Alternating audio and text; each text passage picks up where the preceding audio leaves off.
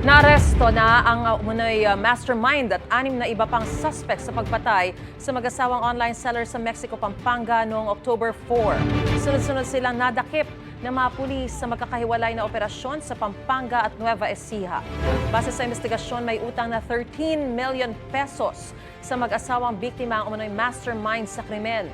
Itong Agosto pa raw na magsimula siyang maghanap ng mga gun for hire sa halagang 900,000 pesos. Ayon sa Police Regional Office 3, organisadong grupo ang kinontrata para sa krimen na sangkot din sa 12 kaso ng pagpatay sa iba't ibang lugar sa Central Luzon. Na-recover sa mga suspect ang mga baril at granada, maging ang damit, helmet at motorsiklo na ginamit umano ng gawin ang pagpatay. Tumanggi magbigay ng pahayag sa media ang mga suspect. Yung ating suspect na mastermind ay engaged din sa online products. So kung mawawala yung mag-asawa, siya na yung magiging exclusive distributor. At the same time, mawawala pa rin yung utang niya.